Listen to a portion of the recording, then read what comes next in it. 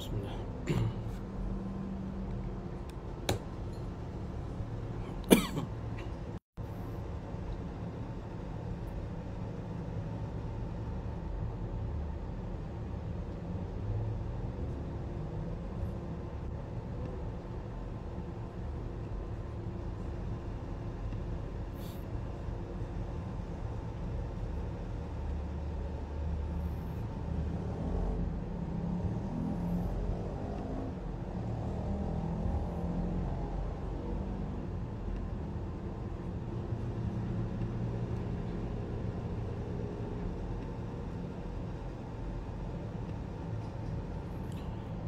Bismillah. Tes. Bismillahirrahmanirrahim. Assalamualaikum warahmatullahi wabarakatuh. Alhamdulillahi rabbil alamin. Wabihi nasta'in ala umuri dunya wad din. Wa sallallahu wasallam ala nabiyyina Muhammadin wa ala alihi wa sahbihi ajma'in. Amma ba'du. Alhamdulillah, bersyukur kita pada Allah Subhanahu wa taala pada malam ini kita dapat bertemu untuk kita membahaskan satu tajuk berkenaan dengan tuntutan syarak, yang mana kita nak melihat dua sosok peribadi yang dirakamkan di dalam sejarah Islam dan juga bahkan dirakamkan di dalam Al-Quran dan juga As-Sunnah berkenaan dengan hakikat cinta. Dan kedua peribadi yang kita ingin sentuh dan mengambil iktibar, iaitulah tidak lain tidak bukan, iaitulah salah satunya daripada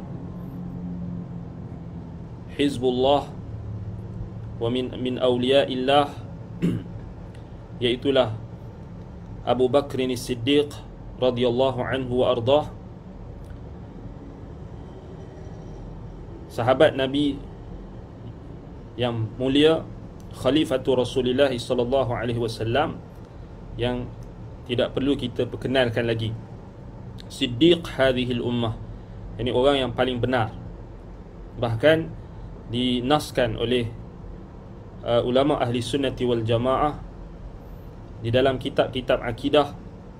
Ahli sunnati wal jamaah menaskan bahawasanya kedudukan Abu Bakr As-Siddiq radhiyallahu anhu ialah manusia yang paling afdal secara mutlak selepas para nabi dan rasul. Abu Bakr As-Siddiq radhiyallahu an, berdasarkan hadis-hadis yang sangat banyak, antaranya apa yang Nabi SAW sebutkan berkenaan dengan Abu Bakar dan Umar radhiyallahu anhuma, iaitulah mereka adalah sayyida kuhuli ahli jannah,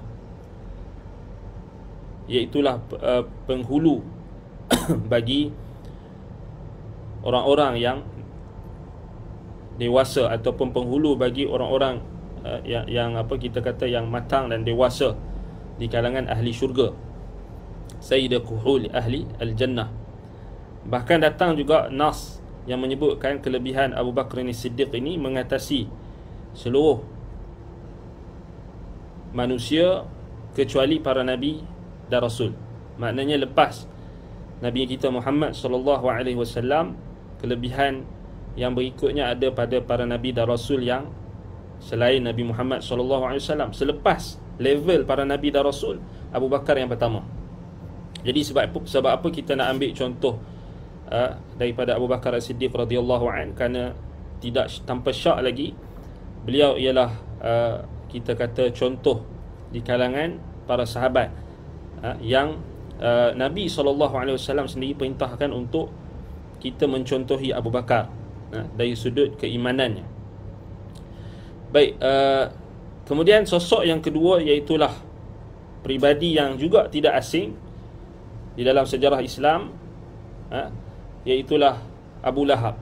Abu Lahab yang merupakan bapa saudara Nabi sallallahu alaihi wasallam, Dan Abu Lahab ini, kalau kita lihat nama asalnya Abdul Uzza, Abdul Uzza ibnu Abdul Muttalib. Tetapi dia lebih dikenali dengan kunyah, gelaran, iaitu Abu Lahab.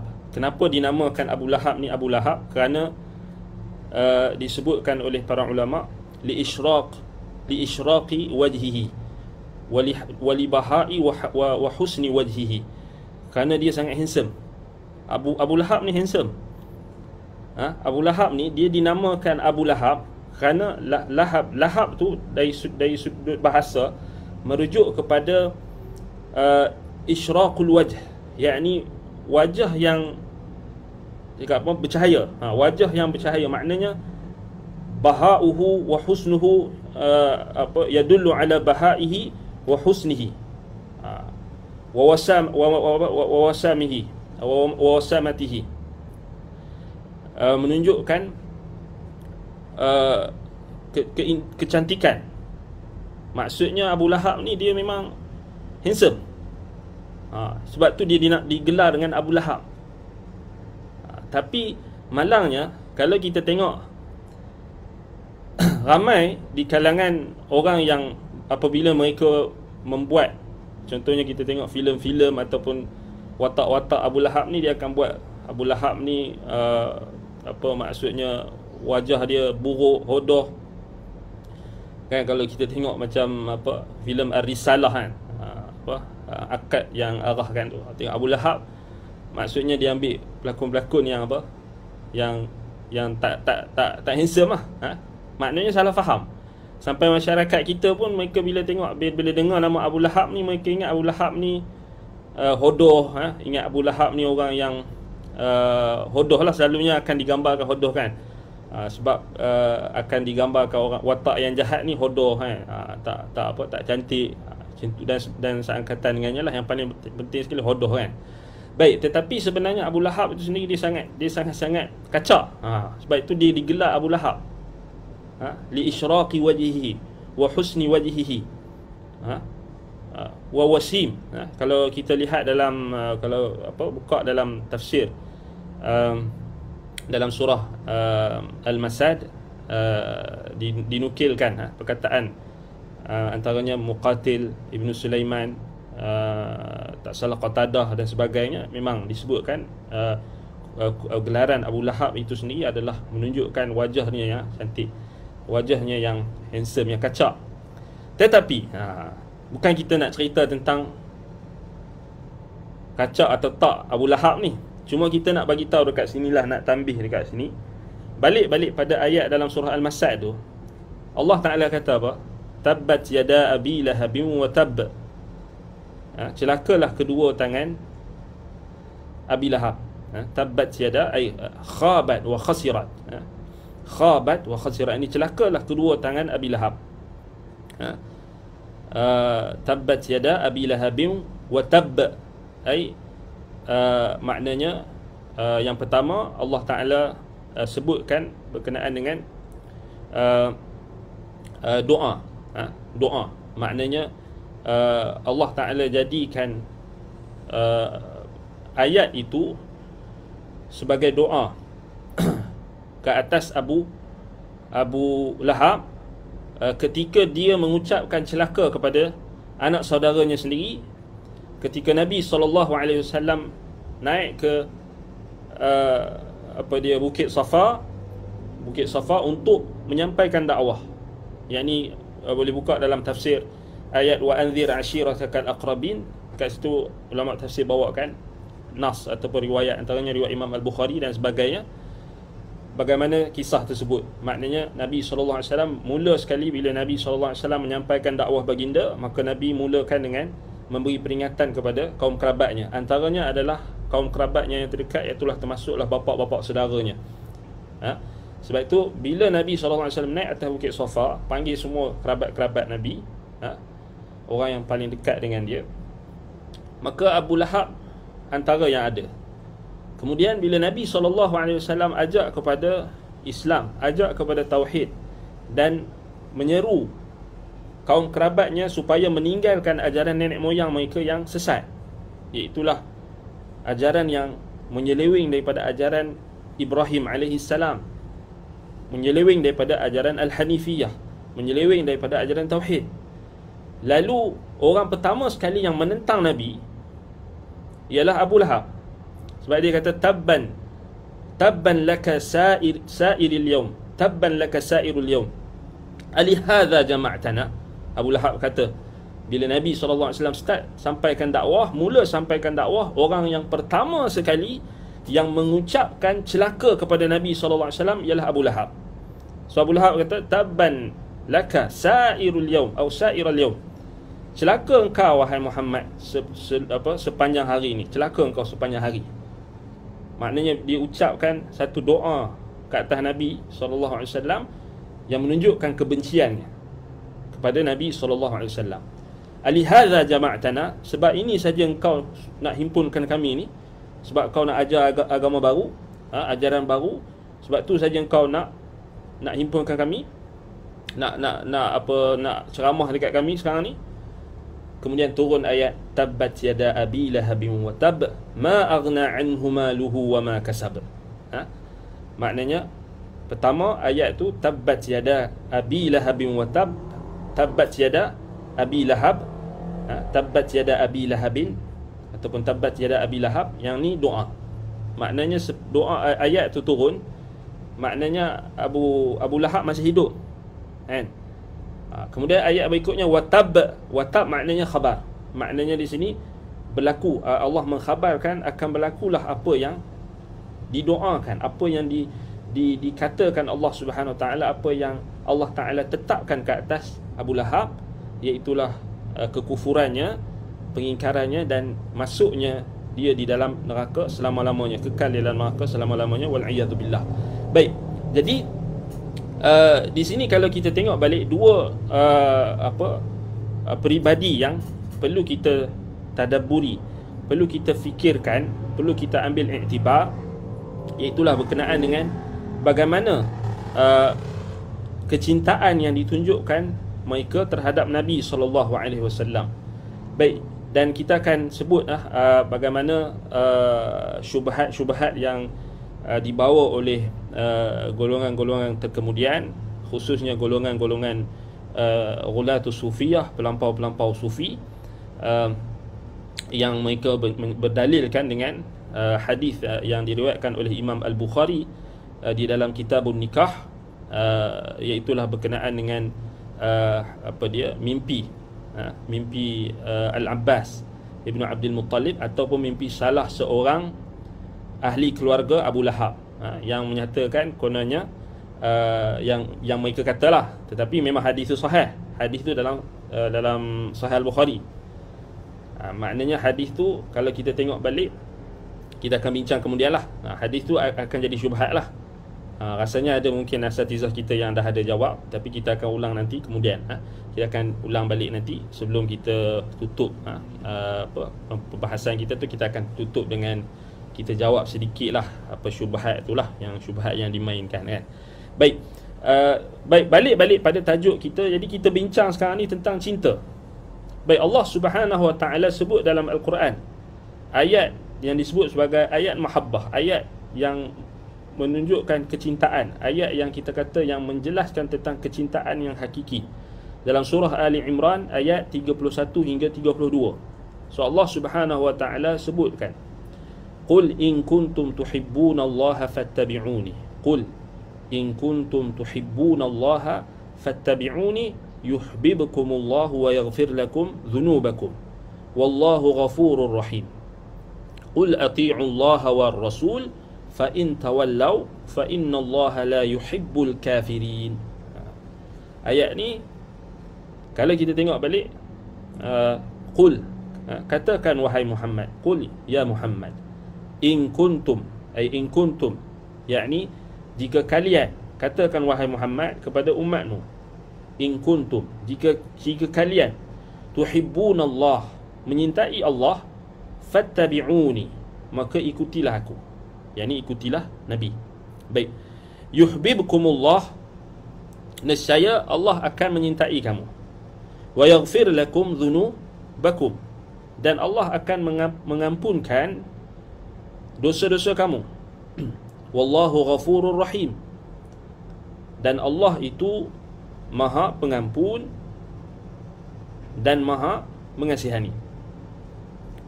Baik, ayat ni tak cukup kita baca stop kat situ. Kalau stop kat sini, kita tak sampai maksud. Sebab itu ayat yang berikutnya kena baca, kena ingatkan. Maknanya kalau siapa-siapa yang nanti mai 12 Rabiul Awal nak buat nak ceramah Maulid ceramah kalau katalah surau dia jemput ke bagi ceramah Maulid, nak baca ayat tu bagi habis lah. Maknanya kalau kita cerita ayat ni, cerita yang sampai habis, sampai 32 tu kan, bukan 31 saja. Wallahu ghafurur rahim, kat situ seronoklah orang yang buat bid'ah lah dia ingat Allah Ta'ala Maha Pengampun, Maha Mengasihani. Apa saja yang kita nak buat ikut suka hati kita.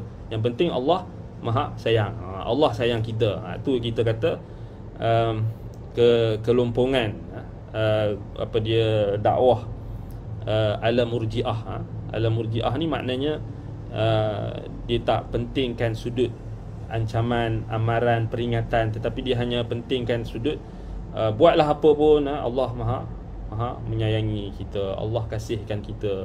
Tak apalah, buatlah maksiat sekalipun, buatlah bid'ah, tapi yang penting ikhlas, yang penting niat baik. Allah sayang kita, Allah sayang kita. Hak ni memang rosak. Kalau ada 10 orang ataupun ada 1 orang saja pendakwah yang macam tu, memang akan rosak. Sebab tu kita tengok berapa ramai orang yang walaupun dah kenal Islam, tetapi masih lagi tidak, Islam itu tidak terzahir pada tingkah laku, walaupun pada lisannya memang keluar ayat Quran, hadis dan sebagainya, kata-kata yang baik, tetapi zahir pengamalan itu, tindakan, tingkah laku itu tidak menunjukkan keislaman. Kenapa? Kerana mengabaikan sudut kita kata inzar, ataupun sudut dari sudut munzirin, yang ini memberi peringatan, iaitu tanggungjawab seorang pendakwah itu dari satu sudut lah. Baik, kemudian Allah kata, qul, katakan wahai Muhammad, ati'ullaha war rasul, taatilah Allah dan Rasul. Fa in tawallau, jika kamu berpaling, jika kamu tak taati Allah dan Rasul, fa innallaha la yuhibbul kafirin, sesungguhnya Allah tidak menyintai orang-orang yang kafir. Jadi ayat ni ada dalam masyarakat kita ni ada beberapa pengamalan yang salah lah. Ada yang orang yang amalkan ayat surah Ali Imran ayat 31 ni, dia kata ayat pengasih. Ni memang automatically memang tak betul lah. Memang salah sama sekali. Dia jadikan ayat ni ayat pengasih. Dia kata macam contohnya macam ada suami isteri, mungkin tak ada masalah, kemudian dia jumpa dengan ustaz pun kata amalkan ayat dalam surah Ali Imran ayat 31, itulah ayat pengasih. So ini kita kata memang salah lah, memang tak betul langsung. Memang bahkan termasuk dalam tahrif, iaitu menyelewengkan ayat Quran, menyelewengkan ayat Quran bukan pada maknanya. Maknanya ditujukan dengan maknanya digunakan ayat Quran tu bukan pada maksud dan tujuan yang Allah Ta'ala kehendakilah. So pertama sekali, bila kita berinteraksi dengan ayat Quran, kita kena tanya apa yang Allah nak daripada kita, bukan apa yang kita nak. So kita kena faham. Sebab itu apa yang kita nak tak boleh menghukum ayat Quran. Sebab itu ayat Quran tu kalamullah. Bila disebut kalamullah, maksudnya kalamullah itulah maknanya kata-kata Allah, perintah dan larangannya, khabar yang Allah khabarkan dalam Quran, itulah yang menghukum apa yang menjadi kehendak kita, hawa nafsu kita. Sebab itu tak betul lah Jadi ayat tu Allah Ta'ala cerita tentang syarat untuk kamu mendapat kecintaan Allah. Syaratnya itulah ittiba'. Sebab itulah kata Imam Ibn Kathir rahimahullah dalam tafsirnya, ketika mentafsirkan ayat ini, Imam Ibn Kathir kata, hadhihi al-ayatul karimah hakimatun ala kulli man idda'a mahabbatallah wa laysa huwa ala tariqatil muhammadiyatin wa laysa huwa ala tariqatil muhammadiyati fa innahu kadhibun fi da'wahu fi nafsil amri. Ayat ini, ayat yang mulia ini, kata Imam Ibn Kathir, hakimatun, adalah penghukum, ala kulli man idda'a mahabbatallah, menjadi penghukum ke atas setiap individu, setiap manusia, setiap orang yang mendakwa menyintai Allah. Sebab banyak dakwaan kan. Orang semua ni dakwaan kami cinta Allah, I love Allah, we love Rasulullah, we love Allah, we love Muhammad, macam-macam. Sebab itu ayat ni dia penghukum. Ayat ni menghukum. So Allah Ta'ala menghukum semua orang yang mendakwa dia cinta Allah. Ini makna hadhil ayatul karimah hakimatun ala kulli man idda'a mahabbat Allah, kata Imam Ibn Kathir. Orang yang mendakwa cintakan Allah. Walaysa huwa ala tariqatil muhammadiyyati fa innahu kadhibun fi da'wahu fi nafsil amr. Sedangkan dia tidak berada di atas jalan Muhammadiyah, dia tak berada di atas jalan Nabi Muhammad sallallahu alaihi wasallam. Dia tak berada di atas sunnah Nabi sallallahu alaihi wasallam. Maka sesungguhnya fa innahu kadhibun fi da'wahu fi nafsil amr. Dia adalah seorang yang pendusta dalam dakwaannya. Dalam masa yang sama dia mendakwa dia cinta Allah, tapi dalam masa yang sama juga dakwaan dia itu didustakan dengan tingkah lakunya yang dia tidak berada di atas jalan Nabi Muhammad sallallahu alaihi wasallam. Dia tak berada di atas sunnah. Dia tidak berada di atas agama yang ditinggalkan oleh Nabi Muhammad sallallahu alaihi wasallam. Hatta yattabi'a syar'a al-muhammadiyya wad-din an-nabawiyya fi jami'i aqwalihi wa ahwalihi. Sehinggalah dia membuktikan dakwaannya itu dengan dia mengikuti syariat Muhammadi, ad-din an-nabawi, agama Nabi, fi jami'i aqwalihi, dalam setiap perkataannya, wa ahwalihi, dan keadaannya. Sebagaimana kata Imam Ibn Kathir, kama thabata fi sahihi an Rasulillah sallallahu alaihi wasallam annahu qala man amila amalan laysa alaihi amruna fahuwa raddun.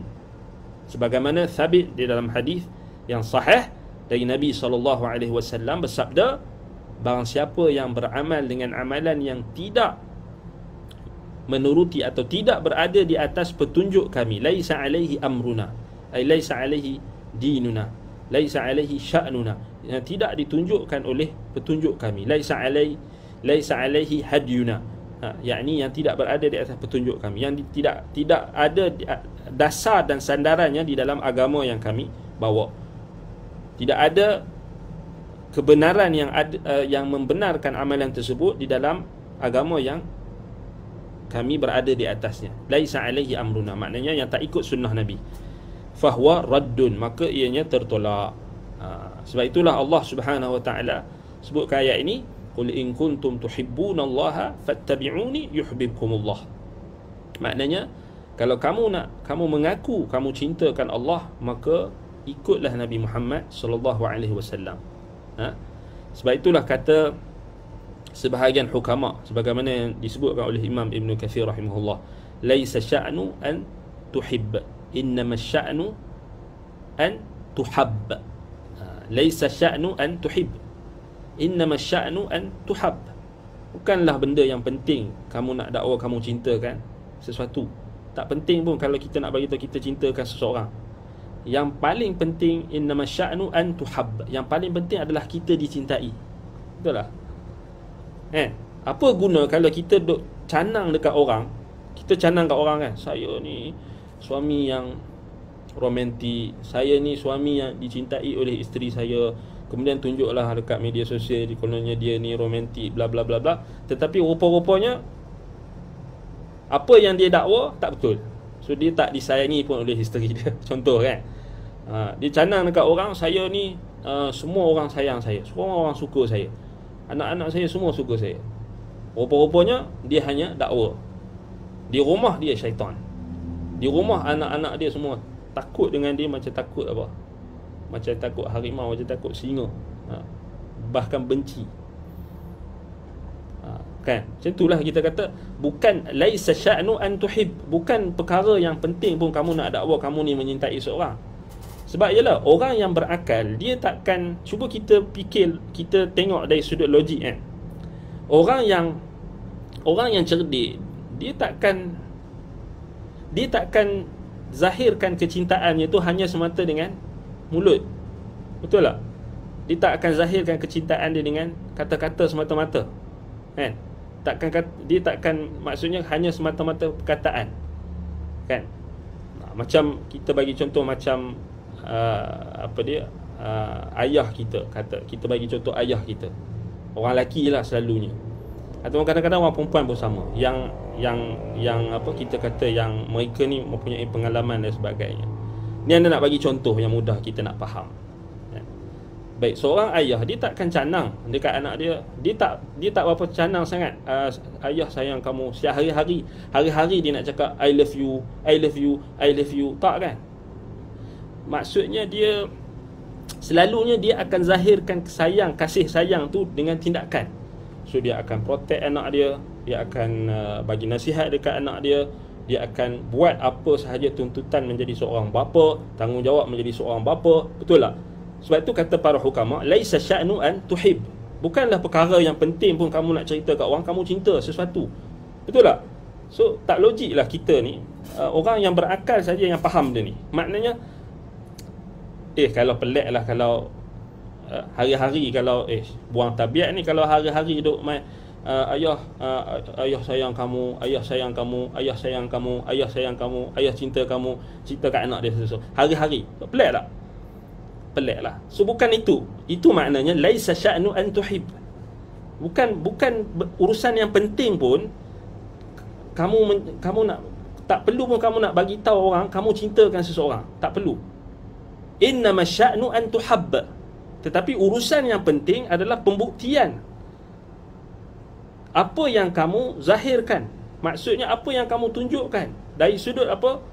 Dari sudut tanggungjawab kamu, dari sudut apa yang kamu lakukan. Itu yang paling penting. Kalau kamu asyik I love you, I love you, I love you, duk text dekat isteri I love you, I love you, I love you 24 kali, 24 jam hari-hari, anda rasa isteri pun akan menyampah, betul tak? Apa ni, buang tabiat ke I love you 24 jam duk I love you? So buang tabiat, kan? Sebab itu kita kata bukan benda tu, mendakwa cinta ni bukan benda yang kita kata apa, bukan benda yang penting. Yang penting adalah adakah kita dicintai, adakah kita dicintai. Sebab itu kata Al-Hasan Al-Basri rahimahullah, dan sebahagian daripada ulama salaf ketika menjelaskan tentang ayat ini, za'ama qaumun annahum yuhibbuna Allah fabtalahumullah bihadhihi al-ayah. Satu kaum mereka mendakwa mereka menyintai Allah, maka Allah menguji mereka dengan ayat ini. Qul in kuntum tuhibbunallaha fattabi'uni yuhibbukumullah. Jadi satu kaum mereka mendakwa bahawasanya mereka menyintai Allah, lalu Allah uji mereka dengan ayat ini. Allah kata, kalau kamu cintakan Allah, katakan wahai Muhammad, kalau kamu cintakan Allah, ikutilah aku, ikutlah Nabi Muhammad SAW, nescaya Allah akan menyayangi kamu. Sebab itu kalau kita tengok balik dalam tafsir Al-Baghawi, Imam Al-Baghawi rahimahullah ada sebut berkenaan dengan apa ayat ini. Beliau kata, nazalat fil yahudi wan nasara haitsu qalu nahnu abna'ullahi wa ahibba'u. So Imam Al-Baghawi rahimahullah dalam Ma'alimut Tanzil ketika mentafsirkan ayat dalam surah Ali Imran ayat 31 ini hingga 32, beliau mengatakan ayat ini turun kepada orang Yahudi dan Nasara ketika mereka mendakwa kamilah anak-anak Allah dan kamilah orang yang dicintai oleh Allah, wa ahibba'u. Sebab itu kalau kita tengok balik, Nabi Ad-Dhahhak bawakan riwayat daripada Ibn Abbas. Kata Nabi SAW, satu hari Nabi SAW berada di hadapan orang Quraisy di Masjidil Haram. Kemudian orang Quraisy ketika itu mereka meletakkan berhala-berhala mereka. Kemudian mereka menggantunglah hiasan-hiasan dan sebagainya. Kemudian mereka sujud kepada berhala-berhala mereka itu. Kemudian Nabi SAW bersabda, ya ma'syara Quraisy, wallahi laqad khalaftum millata abikum Ibrahim wa Ismail. So Nabi SAW ingkar kemungkaran mereka. Nabi kata, wahai orang Quraisy, demi Allah, laqad khalaftum millata abikum Ibrahim wa Ismail. Kalian telah menyelisihi millah agama bapa kalian Ibrahim dan Ismail. Kemudian apa jawab Quraisy? Quraisy kata, innama na'buduha hubban lillah liyuqarribuna ila Allah zulfa. Kami tabarruk dengan berhala-berhala ni. Kami sembah berhala-berhala ni. Kami berdoa minta tawassul dengan berhala-berhala ni kerana hubban lillah, kerana kami cinta ke Allah. Liyuqarribuna ila Allah zulfa, supaya doa-doa kami, permintaan kami, syafaat yang kami harapkan dapat sampai dekat Allah dengan sedekat-dekatnya. Lalu Allah Ta'ala turunkan ayat, Qul ya Muhammad in kuntum tuhibbunallah wa ta'buduna al-asnam, ataupun tuhibbunallah wa ta'buduna al-asnam liyuqarribukum ilaihi fattabi'uni yuhibbukumullah fa ana rasuluhu ilaikum wa hujjatuhu alaikum ay ittabi'u syari'ati wa sunnati yuhibbukumullah fa hubbul mu'minin lillah ittiba'uhum amruhu wa itharu ta'atihi wa ibtigha'u mardatihi. Baik, ila akhiri kalamihi. Baik, di Imam Al-Baghawi rahimahullah dikatakan, maka turunlah ayat dalam surah Al-Imran ini, maksudnya wahai Muhammad, katakan kepada mereka, kalau kamu cintakan Allah maka ikut dan sedangkan kamu masih lagi menyembah berhala untuk mendekatkan diri kamu kepada Allah, tinggalkan hal tersebut dan ikut aku. Itu maknanya fattabi'uni. Maknanya tinggalkan seluruh ajaran nenek moyang yang kamu pegang kalau kamu betul-betul cintakan Allah. Itu point dia. Point dia cintakan Allah maknanya kamu kena tinggalkan apa yang telah sebati dalam ajaran nenek moyang kamu yang bercanggah dengan syariat Allah, yang bercanggah dengan ajaran Nabi Ibrahim dan juga Nabi Ismail, berupa penyembahan berhala. Sebab itu kita katakan ayat ini memang betul lah, macam Al-Hasan Al-Basri kata, memang ayat ini adalah ayat ikhtibar, ayat ujian. Maknanya ujian sekarang ni bukan pada siapa paling banyak dakwa dia cintakan Nabi, cintakan Allah. Samalah kita bincang sini, sama ada cintakan Allah atau cintakan Nabi. Bukanlah kita kata laisa sya'nu an tuhib, innama sya'nu an tuhab. Kita ni bukan, kita tak perlu pening pun hari apa kita nak nyatakan cinta kita kepada orang yang kita sayang. Tak perlu. Dalam agama kita, syariat Nabi Muhammad SAW tidak disyariatkan mana-mana hari pun khusus untuk menyatakan kecintaan kepada mana-mana individu. Hatta kecintaan kepada Allah pun tidak dikhusus, kecuali hari-hari raya yang telah ditetapkan, iaitulah Idul Fitri dengan Idul Adha. Itu pun ta'abbudan wa hubban wa dhullan lillahi ta'ala, kerana beribadat, kerana merendah diri, kerana menghinakan diri kepada Allah, kerana ibadat. Dan dalam ibadat ada cinta kan, maksudnya kerana cinta yang kita kata Imam Ibn Qayyim rahimahullah bahagikan 10 martabat cinta dalam Madarijus Salikin kan. So yang martabat yang sebelum nak sampai yang kemuncak khullah, yang tu Nabi Ibrahim dengan Nabi Muhammad SAW sahaja yang sampai. Maknanya ada martabat yang kita kata apa dia martabat yang kalau tak salah yang ke-9, ta'abbud.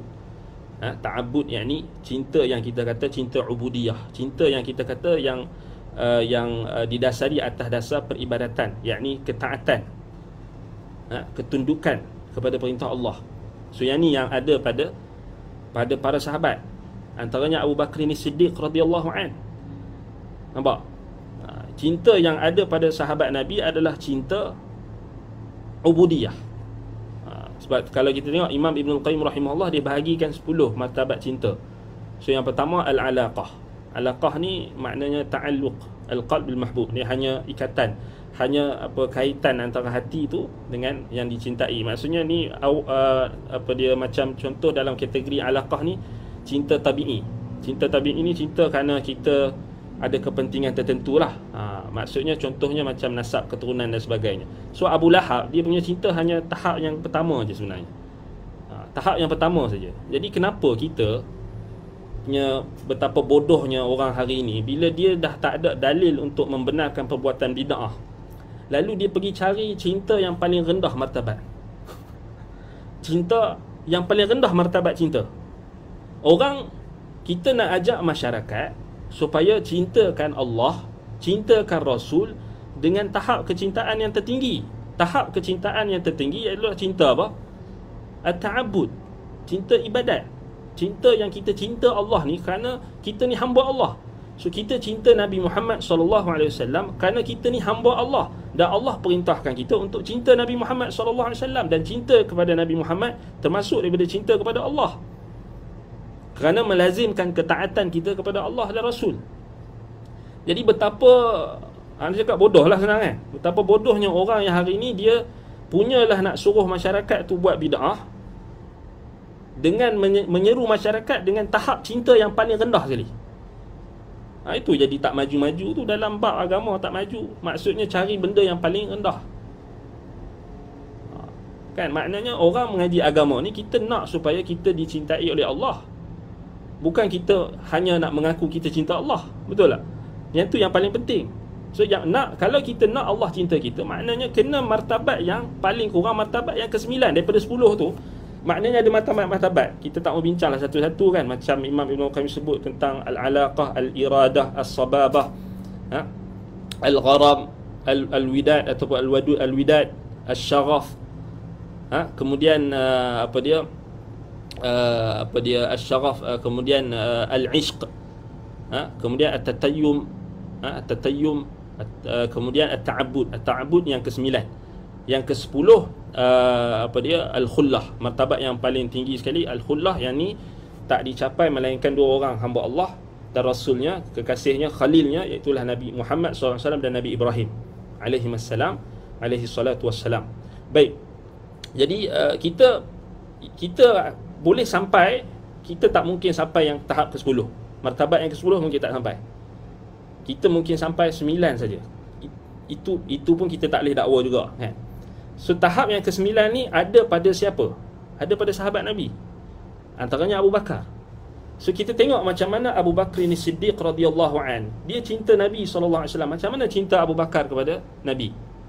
Kita tengok contoh dalam lipatan sejarah. Contoh yang pertama, kalau kita tengok, kita tak nafikan lagi Abu Bakar As-Siddiq, dia adalah sahabat yang paling Nabi SAW paling sayang.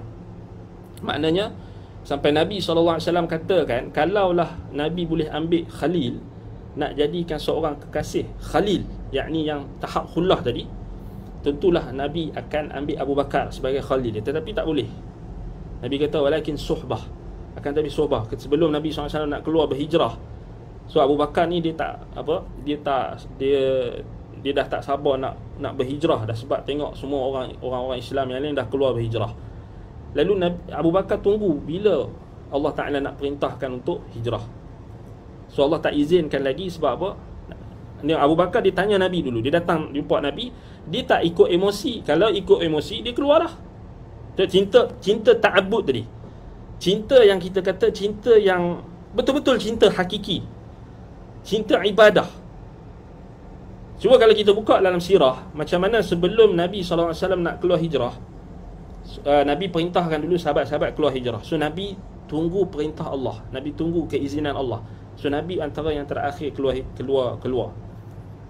Nabi tak keluar dulu, Nabi bagi sahabat-sahabat keluar dulu. Memang lepas tu Nabi tinggalkan, Nabi pesan Ali untuk ganti tempat tidur dia itu, dan bukan setakat ganti tempat tidur, tapi untuk kembalikan balik barang-barang yang orang titipkan, orang suruh Nabi jaga kan. Itu antara tugas Ali. Sebab tu Ali radhiyallahu anhu dia lewat kan. Dia lewat, dia maksudnya dia lewat keluar berhijrah. Maksudnya dia yang Nabi SAW dah keluar dulu baru dia keluar. Baik, dia ada tugas dia sendiri. Kemudian sebelum Nabi SAW keluar berhijrah, tunggu perintah Allah untuk hijrah tu, Abu Bakar ulang alik ke rumah Nabi SAW untuk apa? Untuk tanya Nabi bila boleh hijrah. Nak bagi tahu Abu Bakar ni tak sabarlah. Kalau dia tak ada cinta ibadat tadi, kalau dia ikut emosi, cinta yang emosi, dia kira nak pergi dulu, sudah tentulah dia dah keluar dulu. Tapi dia taat kepada Nabi. Kemudian Nabi SAW kata kat Abu Bakar, as-suhbah, ya Abu Bakar, suhbah. Maknanya Allah Ta'ala pilih kamu untuk menemani aku, untuk menjadi sahabat hijrah aku, yang akan keluar bersama aku, yang akan menanggung risiko bersama dengan aku. Kerana semua orang musyrikin duk cari aku, nak bunuh Nabi, nak tangkap Nabi, nak bunuh Nabi SAW. Sebab itu kalau kita tengok balik kat situ kelebihan Abu Bakar berbanding Ali. Sebab Allah Ta'ala tak pilih Ali untuk jadi suhbah, untuk menemani Nabi kita SAW, sehingga Allah Ta'ala rakamkan dalam surah At-Taubah, iaitulah apa yang berlaku antara Nabi SAW dengan Abu Bakr As-Siddiq radhiyallahu anhu. Allah kata, la tahzan innallaha ma'ana. Yang Nabi SAW pesan kepada sahabatnya yang karibnya dan sahabat yang paling dekat, yang paling dia cintai. So itu pertama, kita tengok macam mana Abu Bakr As-Siddiq menunjukkan kepada kita kecintaan yang hakiki. Kecintaan yang hakiki adalah ketaatan. Kecintaan kita kepada Nabi SAW, kepada Allah dan Rasul adalah ketaatan, bukan pada dakwaan. Bukan dilihat pada sejauh mana banyak qasidah yang kita lantunkan, sejauh mana banyaknya kita kata ucapan ataupun meriahnya sambutan yang kita buat. Tak. Dilihat pada ketaatan kita kepada Nabi SAW. Balik pada ayat dalam surah Ali Imran, asas ayat tersebut. Baik. Kemudian yang berikutnya, kita tengok Abu Bakr As-Siddiq radhiyallahu an. Ada banyak contoh kita nak ambil daripada Abu Bakar, tapi kita ambil yang penting. Yang penting.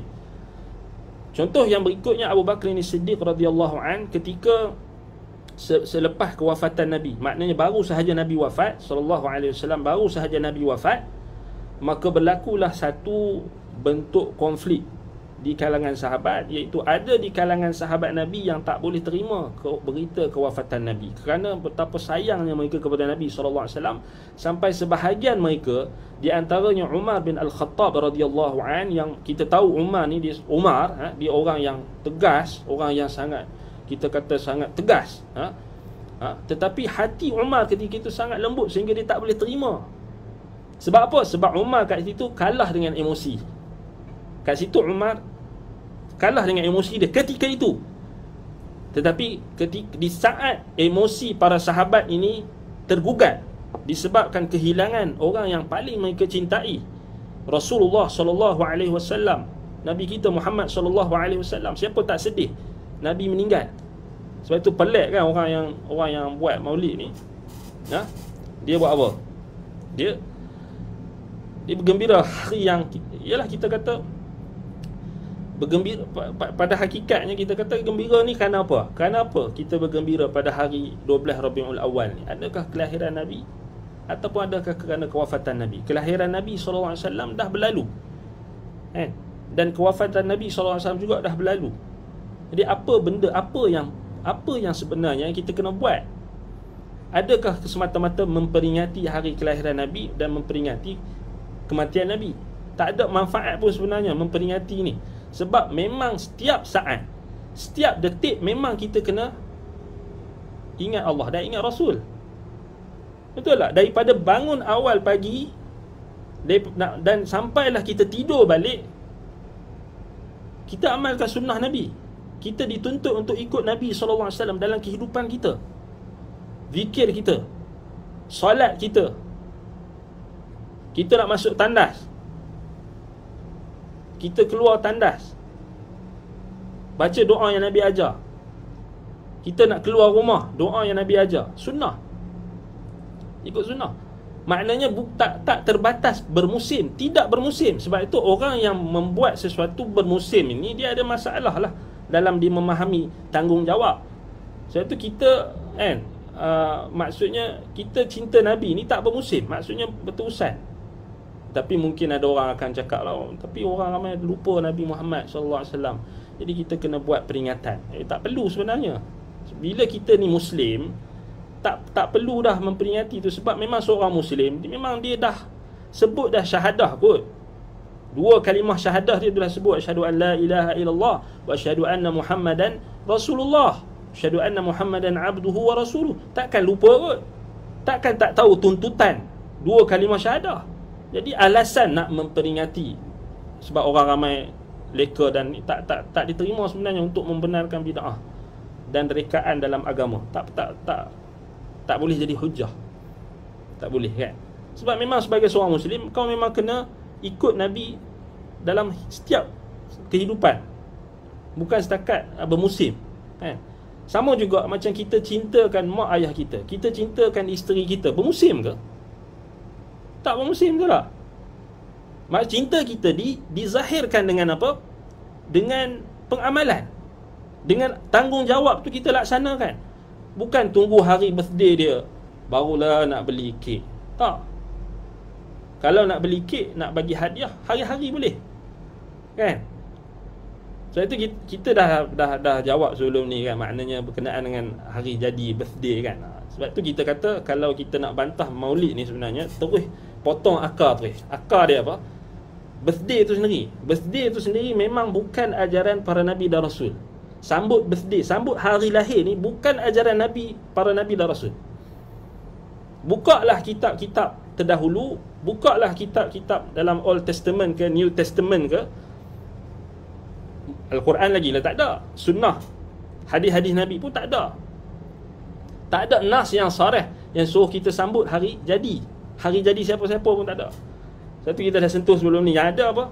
Hari jadi Fir'aun dan Herod. Dan kemudian Nabi Isa pun tak pernah suruh orang sambut hari lahir dia. Tapi 300 tahun lepas Nabi Isa wafat barulah ada. Nabi Muhammad SAW pun sama, 300 tahun lepas Nabi Muhammad SAW wafat barulah ada. Maknanya kurun mufaddalah, para sahabat, tabi'in, tabi'in tak pernah sambut. Jadi takkan mereka tak sayang Nabi, tak cinta Nabi. Lau kana khairan la sabaquna ilaih. Kalaulah benda tu baik, sudah tentulah mereka akan mendahului kita. Sebab itu kalau kita tengok balik, Abu Bakar As-Siddiq radhiyallahu anhu menunjukkan kepada kita contoh yang paling kita kata paling praktikal. Bagaimana kecintaan itu dizahirkan dengan ketaatan. Ketaatan yang tidak berbelah bagi kepada Nabi SAW. Sehingga ketika sahabat-sahabat semuanya emosional, mereka maksudnya tak boleh nak tanggung kesedihan bila Nabi SAW wafat. Lalu bangkit Abu Bakar ni Siddiq radhiyallahu an, Allah Ta'ala teguhkan hati Abu Bakar, dan dengan nasihat dan pesanan Abu Bakar itu meneguhkan seluruh hati orang-orang beriman. Sebab itulah kenapa ulama kata Abu Bakar As-Siddiq radhiyallahu an afdalun nas alal itlaq, manusia yang paling utama sekali selepas para nabi dan rasul. Kerana itu buktinya. Semua di saat orang semua tak percaya Nabi wafat kerana emosi, lalu nak bangkit Abu Bakar. Abu Bakar kata apa? Ya ayuhan nas, man kana ya'budu Muhammadan fa inna Muhammadan qad mat. Wa man kana ya'budu Allah fa inna Allah hayyun la yamut. Thumma qara'a wa ma Muhammadun illa rasulun qad khalat min qablihi ar-rusul afa in mata aw qutila qalabtum ala aqabikum wa man yanqalib ala aqibaihi falan yadurullahi syai'a wa sayajzi Allahu syakirin. Abu Bakar bangkit. Abu Bakar kata apa? Wahai manusia, barang siapa yang menyembah Muhammad, sesungguhnya Muhammad telah mati. Barang siapa yang menyembah Allah, fa innallaha hayyun la yamut, sesungguhnya Allah itu maha hidup dan takkan mati. Kemudian Abu Bakar ni Siddiq radhiyallahu an bacakan ayat wa ma Muhammadun illa rasulun qad khalat min qablihi rusul. Tidaklah Muhammad itu melainkan rasul seperti mana rasul-rasul yang diutuskan sebelumnya. Afa immata, adakah kalau Muhammad itu mati, au qutila atau terbunuh, inqalabtum ala aqabikum, kamu nak kembali berpaling tadah, kembali menjadi kufur, kembali menjadi murtad daripada agamanya, inqalabtum ala aqibai, sampai akhir ayat. Ayat itulah yang meneguhkan hati para sahabat dan menunjukkan kelebihan, menunjukkan hakikat kecintaan yang hakiki. Kecintaan yang hakiki bukanlah didasari atas dasar emosi.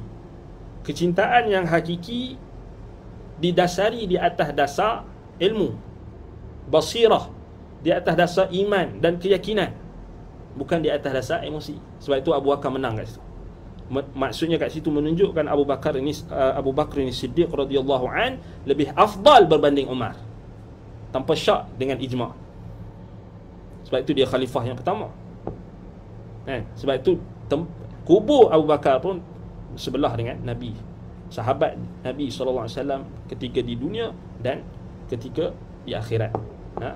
Sebab itu kalau kita tengok balik, itu antara Abu Bakar As-Siddiq. Yang ketiga, Abu Bakar As-Siddiq radhiyallahu an menunjukkan kepada kita contoh yang sangat-sangat signifikan untuk kita ambil contoh atau kita ambil iktibar, iaitulah bagaimana Abu Bakar As-Siddiq radhiyallahu an Begitu juga setelah beliau mendapat jawatan khalifah, maknanya dia dilantik oleh kaum muslimin, dibai'ah oleh kaum muslimin sebagai khalifatul Rasulullah sallallahu alaihi wasallam, pengganti Rasulullah sallallahu alaihi wasallam untuk menguruskan urusan pentadbiran kaum muslimin selepas kewafatan Nabi sallallahu alaihi wasallam. Maka berlaku lagi satu perkara yang menzahirkan bagaimana sikap Abu Bakar Siddiq radhiyallahu anhu dan kecintaannya terhadap Nabi sallallahu alaihi wasallam, iaitu apa?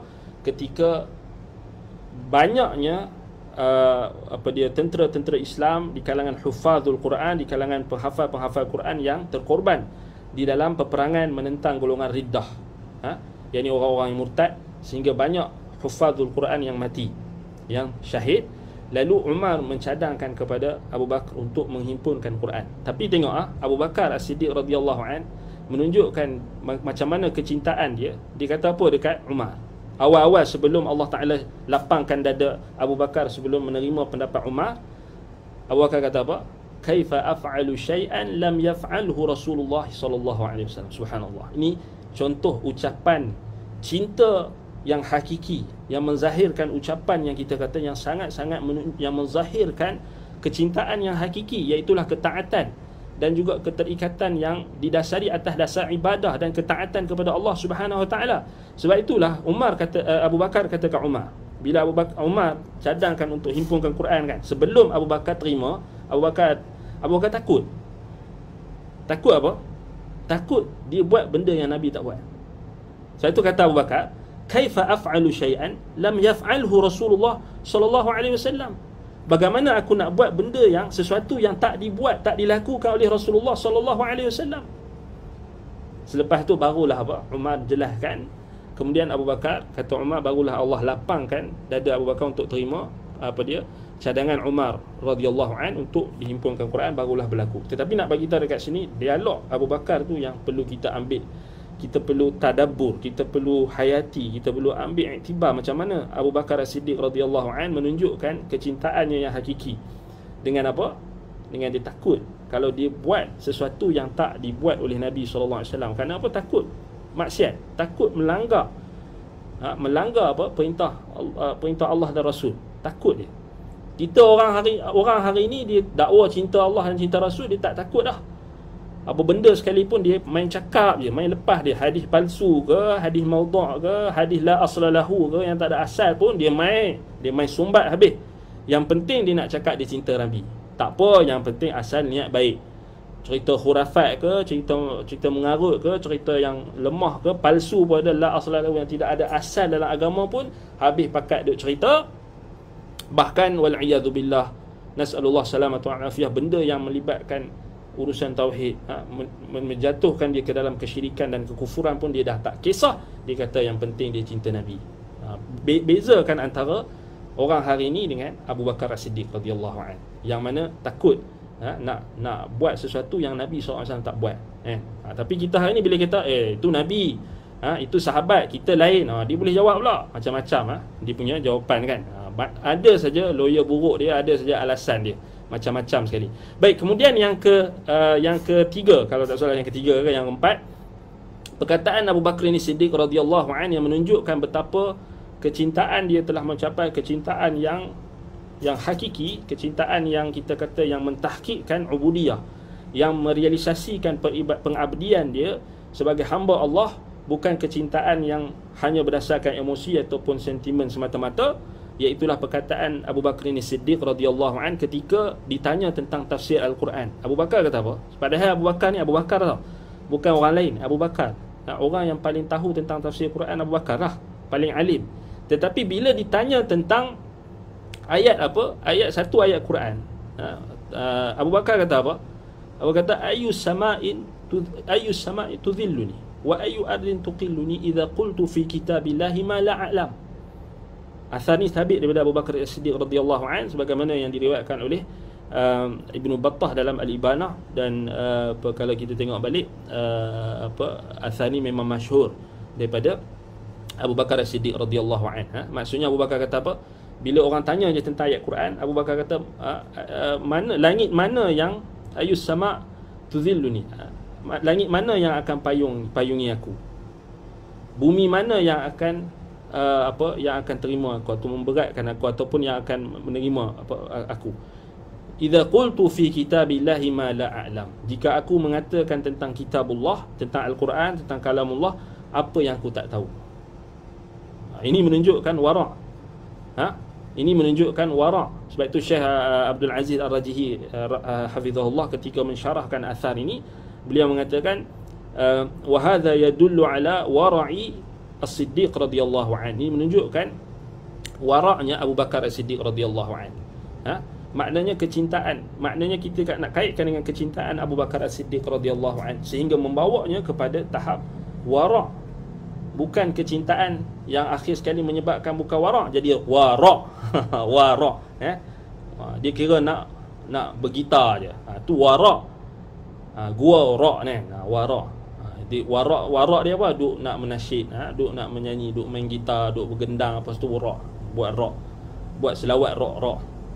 Tu wara', bukan wara'. So kita nak cinta yang sampai tahap macam Abu Bakar ni, wara'. Bila kita tak sampai tahap tu, memang tak mampu kita nak sampai tahap tu, tapi paling kurang kita nak contohi. Kan, maknanya kita takutlah nak kata tentang Quran, nak kata tentang agama ni tanpa dalil. Abu Bakar pun takut tu. Abu Bakar pun wara', tak berani. Tiba-tiba kita ni hadis palsu ke hadis tak ada asal pun main pakai ikut teradap je. Yang penting niat baik. Itu cinta apa macam tu? Baik. Kemudian kita nak lihat pada macam mana apa yang menjadi syubhat, iaitulah kisah berkenaan dengan kononnya Abu Lahab ini diringankan azabnya disebabkan oleh dia menyambut Maulid. Baik. Dia sebenarnya kalau kita tengok balik hadis tu, yang cerita tentang riwayat yang menceritakan tentang hal tersebut, sebenarnya dia bukan pasal Maulid. Sebab kalau kita tengok Imam Al-Bukhari, dia tak letak pun dalam kitab dia bab tu bab Maulid. Memang Maulid ni memang bid'ah pun. Memang ulama-ulama hadis tak pernah istimbat daripada hadis tu sebagai keharusan untuk menyambut Maulid pun. Kalau orang tanya macam hadis puasa hari Isnin, sama juga, jawapan dia mudah je. Baik, bawakan dekat anak ulama-ulama yang bawa hadis ni, ulama hadis yang bawa hadis puasa Nabi SAW hari Isnin, mereka istimbat daripada situ keharusan bolehnya sambut Maulid. Bawa, tak ada. Imam Muslim dia letak dalam Kitabus Siyam. So Imam An-Nawawi istimbatkan apa? Tentang puasa hari Isnin, bukannya tentang sambut Maulid. Memang tak ada, memang out of topic sebenarnya.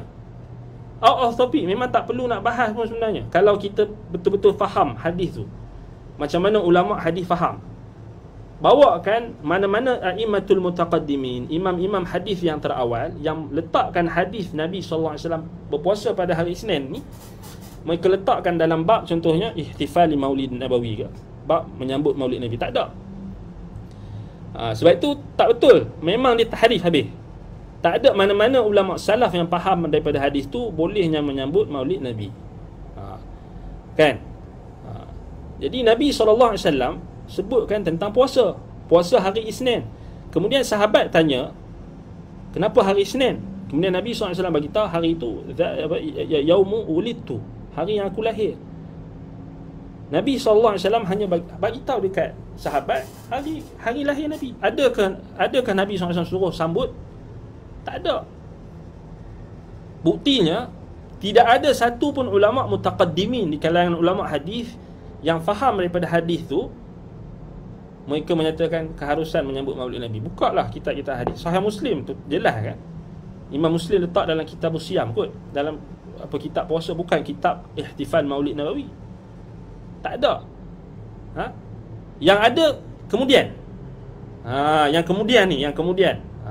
Yang buat kitab-kitab yang kemudian ni 500 tahun, 500 hijrah, 700 hijrah, 800, 900. Jadi dia 300 tahun ke atas. Sebab menunjukkan kepada kita qurunul mufaddalah memang tak sambut. Memang tak sambut pun. Kan? Memang tak sambut.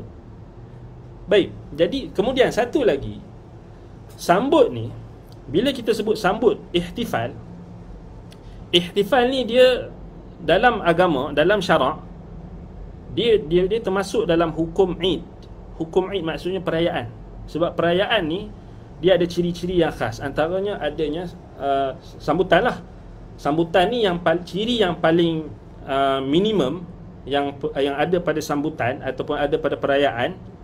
Tak kira lah nama sambutan ke perayaan ke, dia sama je. Ciri-ciri dia yang paling minimal adanya wishing, adanya ucapan tahniah. Ini ditakrirkan oleh para ulama ketika membahaskan tentang Eid, perayaan. Sebab itu Syekhul Islam Ibn Taymiyah rahimahullah dalam Iqtida' Siratal Mustaqim, beliau takrirkan bahawasanya urusan al-a'yad, yakni perayaan-perayaan ni, disebut perayaan ni tak kira lah yaum, hari apa, hari lahir, hari apa, hari itu, semua dikira perayaan. So, Syekhul Islam Ibn Taymiyah rahimahullah sebutkan dalam Iqtida' Siratal Mustaqim, perayaan ni ibadat, dia bukan adat, ibadat. Ini menolak dakwaan orang kata ihtifal Maulid Nabi ni adat je, bukan ibadat. Tak, dia memang first asas dia tu adalah ibadat. Sebab adanya wishing, adanya ucapan. Ucapan ni, kenapa kita kena ucap? Sebab menunjukkan kelebihan hari tersebut, kan? Kelebihan hari tersebut. Baik, siapakah yang mengkhususkan hari tersebut untuk kita sambut? Siapa yang berhak untuk menentukan hari tersebut, berhak untuk kita sambut dengan kita ucapkan wishing, selamat? Siapa? Nabi SAW pun tak ada tau. Nabi SAW sendiri pun tak ada khususiah tu. Allah Ta'ala musyarri', Allah Ta'ala yang menetapkan syariat. Nabi SAW sendiri tak boleh tau, tak boleh mandai-mandai. Sebab Nabi SAW hanya menyampaikan syariat.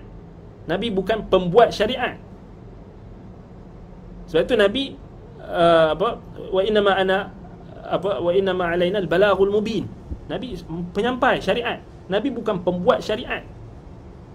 Sebab itu Nabi SAW sendiri tak boleh tentukan mana-mana hari sebagai hari yang special kecuali dengan izin Allah, kecuali dengan apa yang ditentukan Allah.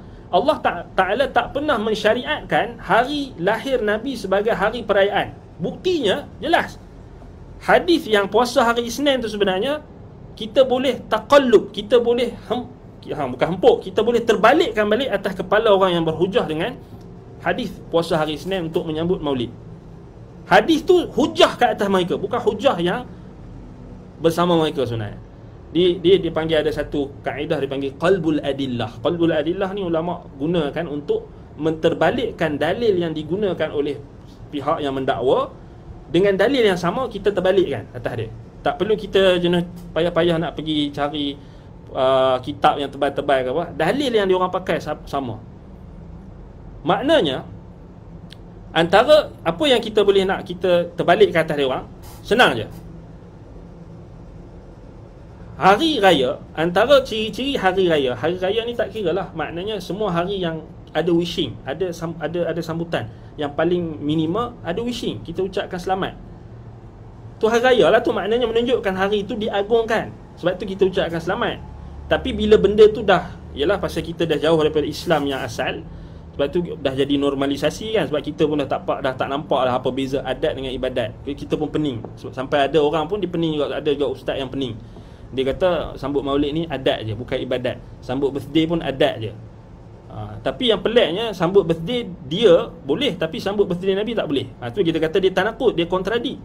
Sebab tu datang syariat jelaskan kepada kita, perayaan ni tak kira lah apa nama dia, dia adalah hari yang khusus yang Allah Ta'ala muliakan.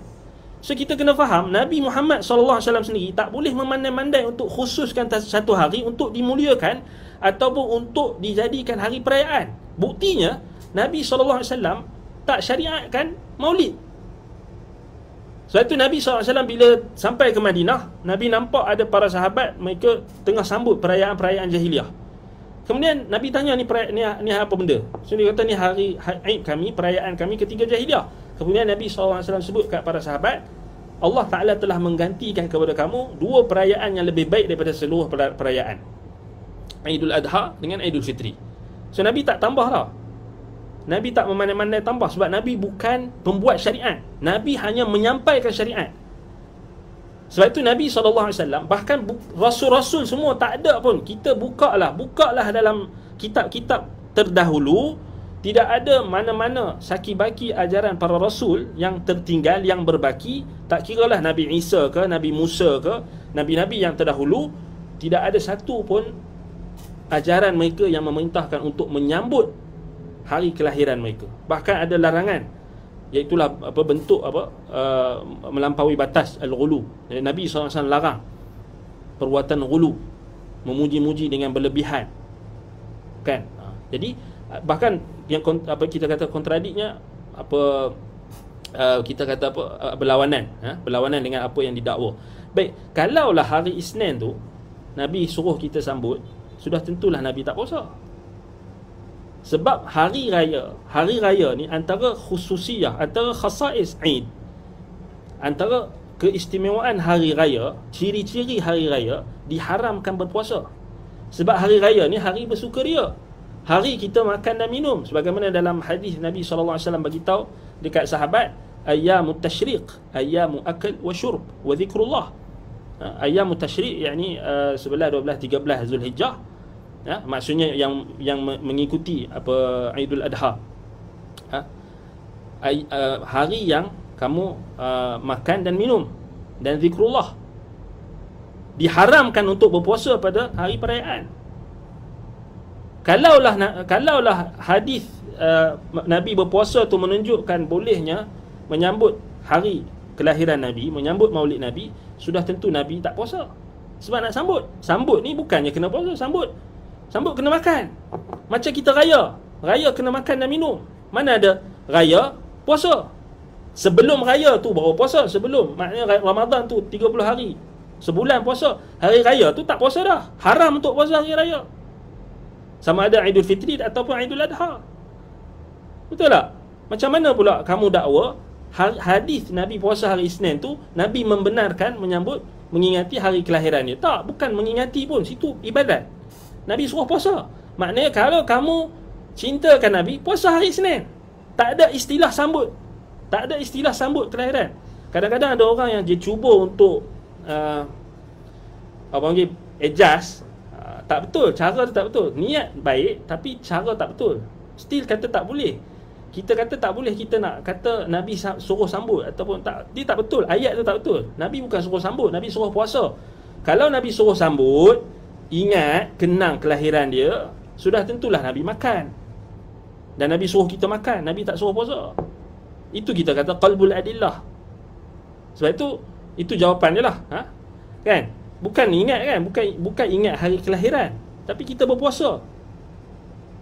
Dalam berpuasa tu, ya, adalah illah dalam syarak. Maknanya illah dalam ibadat tu, yang pertama sekali, sudah tentulah ibadah. Yang kedua, Nabi SAW bagi tahu tentang hari kelahiran hari Isnin. Tapi siapa yang berani ni memandai-mandai, dia kata Nabi suruh ingat hari lahir dia? Nabi ada tak? Ada tak mana-mana sahabat faham? Sebab itu kita kena tanya balik orang yang dakwa tu, ada tak mana-mana sahabat yang faham Nabi puasa hari Isnin tu maksudnya Nabi suruh sambut hari lahir dia? Ada tak mana-mana sahabat faham? Abu Bakar ke, Umar ke, Uthman ke, Ali ke, Abdullah bin Mas'ud ke? Masalahnya tak ada. Tabi'in faham macam tu, cuba cari, tak ada. Yang ada ulama' mutaakhirin. Ulama' mutaakhirin ni dah lewat dah. Sebab kita kena faham asal usul Maulid ni juga, kan? Maksudnya dia bukan datang daripada Islam pun sebenarnya. Baik. Tu lagi pening, kan? Baik, Allahul musta'an. Baik, jadi balik pada Abu Lahab. Baik, Abu Lahab ni, kisah dia tu memang dalam Sahih Bukhari ada sebut tentang hal tersebut. Tetapi kita kena faham dia hadis dalam Sahih Bukhari dalam Kitabun Nikah berkenaan dengan penyebutan berkenaan dengan Abu Lahab ini, dia akan diringankan, ataupun dia akan dapat minum air dalam neraka. Maksudnya hanya sebesar di bawah kita kata garisan, di bawah jari ibu jari ni, kat ni garisan ni, sini saja banyak air yang dia dapat minum. Itu pun hadis tu kalau kita baca sampai habis, Imam Al-Bukhari tak cerita hadis tu pasal Abu Lahab, tapi dia cerita pasal hukum kita berkenaan dengan apa mahram ataupun nasab. Nasab yang ni radha'ah, yang ni ibu susuan, panjanglah kisah dia, macam mana nak ringkaskan. Baik, dalam riwayat tu dikatakan Suwaibah lah. Suwaibah ni maknanya dia maulah Abu Lahab, maknanya dia dimerdekakan oleh Abu Lahab. Dalam riwayat tu dikatakan yang tambahan-tambahan dalam kitab-kitab sirah dan sebagainya, mereka kata disebabkan Suwaibah ini telah memberikan khabar gembira kepada Abu Lahab akan hari kelahiran Nabi Muhammad SAW. Baik, dia hanya bagi tahu dekat Abu Lahab. Dia bukan sambut pun, kan? Dia bukan sambut pun. Tak ada kita kata nas kat itu tak suruh sambut. Dia hanya bagi tahu. Maksudnya bagi tahu bisyarah, khabar gembira. Maksudnya Abu Lahab tu bapa saudara Nabi, kan? Jadi kat situ kalau kita tengok balik, tak ada kita kata apa dia, tak ada dalil pun. Bahkan dalil tu sendiri, hadis tu sendiri, kalau kita nak ikut dari sudut dari sudut sanad, hadis tu mursal. Hadis tu mursal. So maksudnya hadis mursal ni dhaif. Kemudian yang itu pertama. Yang kedua, cerita pasal Abu Lahab cerita balik dia sebab salah dalam riwayat tu disebutkan salah seorang ahli keluarga Abu Lahab bermimpi. So yang ceritakan tu adalah Al-Abbas. Al-Abbas waktu tu belum Islam. Maknanya khabar daripada Al-Abbas pun tak diterima pasal dia waktu tu kafir. Satu. Kemudian Al-Abbas pula cerita falamma mata Abu Lahab uriyahu ba'du ahlihi bisyarri hibatin atau hibah, bisyarri halin. Bila Abu Lahab mati, diperlihatkan kepada sebahagian ahli keluarganya. Sebahagian ahli keluarganya ni siapa? Majhul. So tak diterima sebab tak diketahui siapa, kan? Kemudian diceritakan keadaan Abu Lahab ketika itu keadaan yang sangat buruk. Bisyarri hibati, maksudnya bisyarri halihi, maksudnya dalam neraka sangat buruk. Kemudian apakah yang kelebihan sikit yang Abu Lahab dapat? Yang ahli keluarga ditanyakan, madza laqita, apa yang kamu temui? Kemudian Abu Lahab kata dalam mimpi dia tu, lam ulqi ba'dakum yani khairan ghaira anni suqitu fi hadhihi bi'itaqati Thuwaibah, yani yushiru ila miqdari shay'in yasiru ka naqratil yad. Dia kata aku tak dapat apa pun kebaikan. Lam alqi ba'dakum yani khairan, lepas aku mati ni aku tak ada kebaikan apa pun, kecuali aku hanya dapat minum sebesar patukan jari. Naqar apa dia berkata, naqratil yad, yakni garisan jari ni, jari ibham ni, hanya garisan ni saja dia dapat minum air.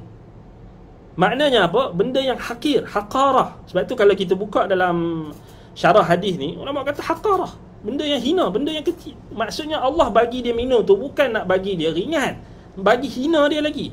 Maknanya bukan nak bagi dia ringan azab sebenarnya. Tetapi orang-orang yang dibawa hadis-hadis palsu pula, yang tu yang kata maulid tu, ni yang dalam sahih tak jadi dalil. Sebab tu kita kata yang pertama sekali, riwayat tu mursal. Riwayat ni mursal. So mursal dhaif. Yang kedua, kisah ni diriwayatkan oleh Al-Abbas. Yang mimpi Abu Lahab tu Al-Abbas cerita. So Al-Abbas waktu tu tak Islam lagi. Kemudian mimpi Abu Lahab pula. Abu Lahab ni dia hidup dan mati, dia pendusta. Betul tak? Dia pendusta. Dia hidup ke, dia mati ke, dia pendusta.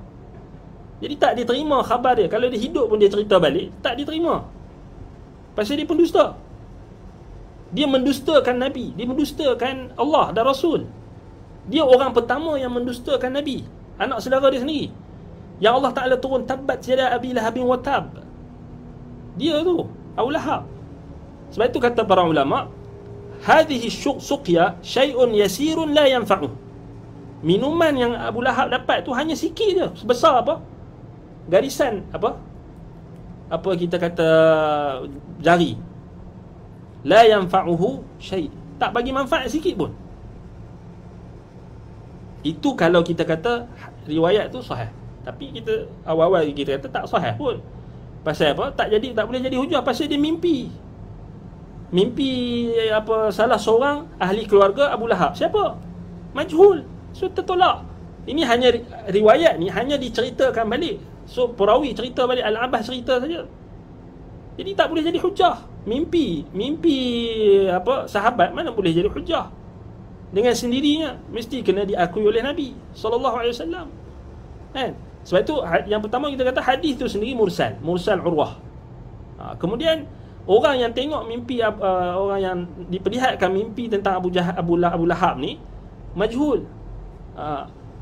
Sebab itu kalau kita tengok balik, kalau kita buka ulama-ulama yang syarahkan hadis ni, tak ada seorang pun yang kata ni dalil boleh menyambut Maulid Nabi kan. Orang yang zaman sekarang ni dia advance, dia buat bid'ah tu, dia banyaklah alasan dia, kemudian dia buat cerita-cerita palsu. Dan riwayat yang tentang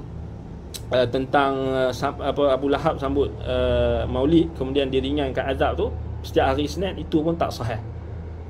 Mahdhu', palsu.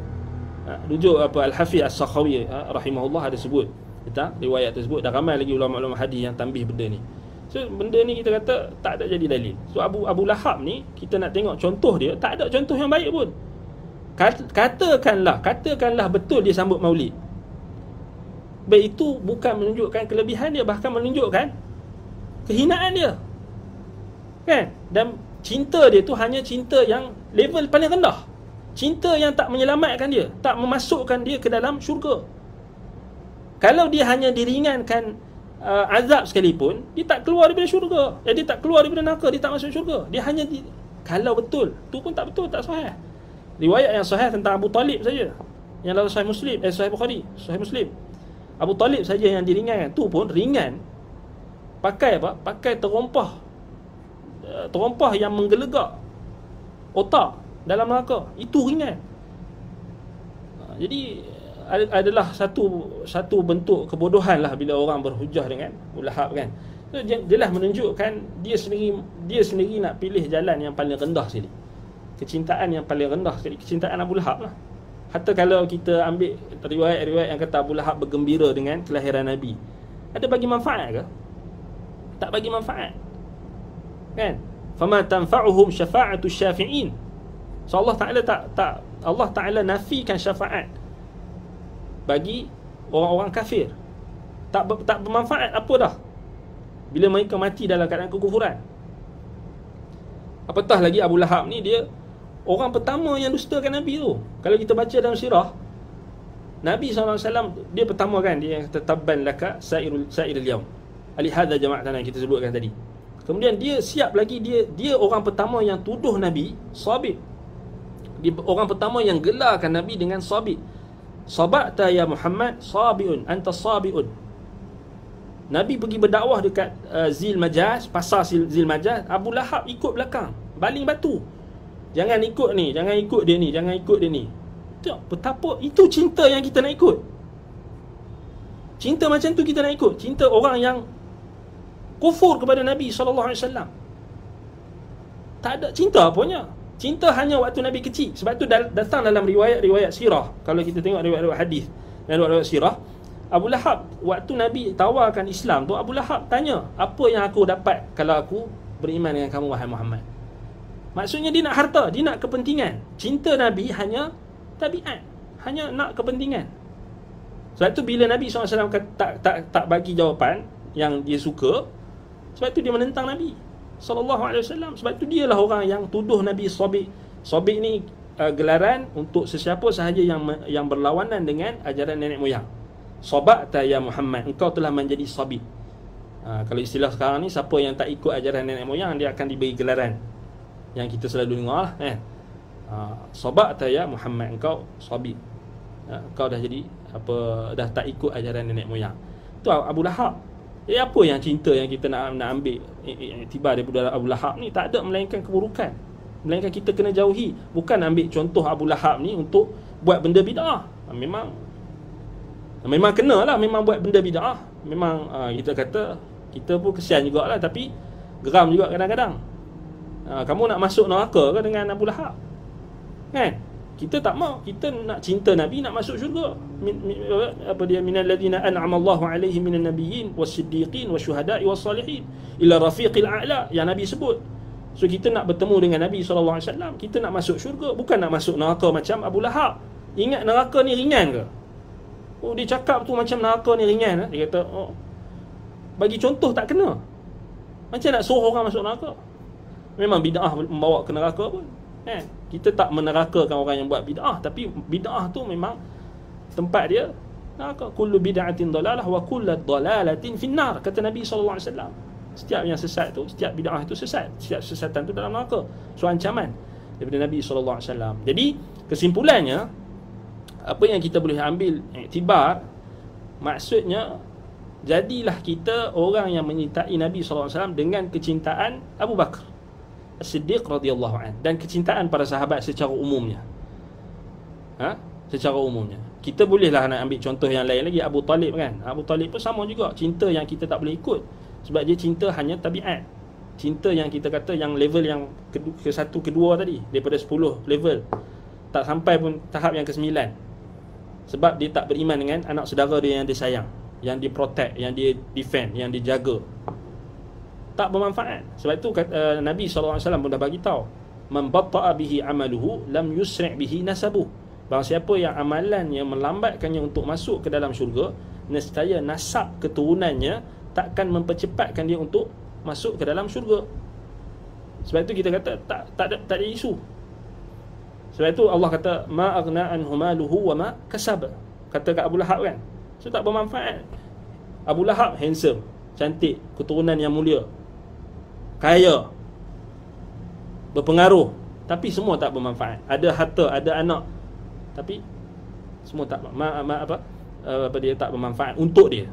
Hatta anak dia yang masuk Islam pun, anak dia yang Islam ataupun anak dia yang tak salah ada seorang Durrah, kalau tak salah, Durrah bintu Abi Lahab kan, tak boleh bagi manfaat kepada dia. Macam mana seorang anak tak boleh bagi manfaat kepada ayahnya yang kafir, seperti mana yang berlaku pada Nabi Ibrahim AS. Seorang bapa tak boleh bagi manfaat untuk anak dia yang kafir, seperti Nabi Nuh AS. Begitulah juga Nabi kita Muhammad SAW, ulul azmi, Allah Ta'ala tunjukkan juga tak boleh bagi manfaat untuk Abu Talib, Abu Lahab. Tetapi Nabi SAW ada syafaat yang khusus, tetapi hanya takhfif, hanya untuk ringankan adab Abu Talib saja. Itu saja. Adapun Abu Lahab tak ada riwayat yang sahih. Tak sahih pun memang palsu lah. Memang dia pun nak buat cerita je kan. Abu Talib pun tak menunjukkan Abu Talib tu keluar daripada neraka. Dia masih kekal dalam neraka. Cuma dia ringankan, maksudnya di sudut neraka yang paling atas. Tu pun kita jangan harap neraka yang paling atas tu ringan lagi. Itu kita kata apa yang kita cakap. Sebab tu kita minta lindung kepada Allah untuk masuk neraka kan. Kita minta, Nabi suruh kita minta lindung daripada neraka, bukan teringin nak masuk neraka. Wallahu musta'an wa alaihi tuklan. Baik, jadi anda rasa cukup setakat itu. Jadi kesimpulannya, contohilah kecintaan para sahabat. Cinta yang hakiki ikut sahabat Nabi lah. Ikut sahabat Nabi. Mereka betul-betul menzahirkan kecintaan tu dengan benar. Dengan apa kita kata ikutan, ittiba', bukannya ibtida', bukannya dengan mereka-reka agama ataupun ajaran ataupun mereka amalan ataupun keyakinan ataupun amalan-amalan baharu yang tidak ditunjukkan oleh Nabi SAW. Bahkan ancamannya sangat banyaklah, antaranya akan dihalau daripada haud Nabi SAW. Orang yang buat bid'ah ni akan dihalau oleh Nabi SAW daripada telaga haud nanti. Suhqan liman baddala ba'di, sebagaimana dalam hadis riwayat Imam Al-Bukhari dalam Kitabul Fitan. Imam Al-Bukhari mulakan awal surah Kitabul Fitan, iaitulah orang buat bid'ah akan dihalau daripada telaga Nabi SAW. Jangan main-main dengan bid'ah ni. Kalau kita boleh dah cakap kat dunia ni kan, nanti kat akhirat itulah nasib kalau kita buat bid'ah. Akan dihalau daripada telaga Nabi SAW. Bukan kita boleh cakap asal niat baik buatlah apa nak buat, asal niat baik. Tak boleh, bukan macam tu. Agama kita tak ajar kita macam tu. Syarat penerimaan amalan mestilah apa? Al-ikhlas wal mutaba'ah. Ikhlas kerana Allah dan ikut sunnah Nabi SAW, sebagaimana yang telah ditakrirkan oleh para ulama ahli sunnati wal jamaah. Baik, semoga Allah Subhanahu Wa Taala memberikan kita kecintaan yang benar dan kecintaan yang menatijahkan ikutan yang hakiki, ikutan yang benar terhadap junjungan besar Nabi kita Muhammad SAW, bukan kecintaan yang palsu atau kecintaan yang hanyalah dakwaan semata-mata. Dan kita kata itulah yang kita sering kita nyatakan, asatizah kita juga sering ingatkan, dalam kuliah-kuliah mereka, iaitulah kita melazimi majlis ilmu, kerana inilah yang diwarisi oleh Nabi SAW, diwariskan Nabi SAW, dan bukanlah harta benda. Wa innama warathul ilma faman akhadahu akhadha bihadhin wafir. So nak betul-betul nak ingat Nabi, tuntutlah ilmu. Hak tu betul-betul Nabi SAW dah confirm dah, memang kita betul ingat Nabi, betul-betul kita kenangkan Nabi SAW, kita buat apa yang Nabi perintahkan. So Nabi suruh kita nuntut ilmu. Nabi SAW bagi galakkan supaya kita menuntut ilmu. Nabi bagi tahu, Nabi-Nabi dan Rasul ni tak wariskan harta benda, tapi mereka hanya wariskan ilmu. Siapa yang ambil ilmu Quran dan Sunnah, maka dia telah mengambil bahagian yang besar. Baik, aqulu qawli hadza wa astaghfirullah li wa lakum. Subhanakallahumma wa bihamdika asyhadu an la ilaha illa anta astaghfiruka wa atubu ilaik. Sallallahu ala Muhammad wa ala alihi wa sahbihi wa baraka wasallam. Alhamdulillahirabbil alamin. Wassalamu alaikum warahmatullahi wabarakatuh.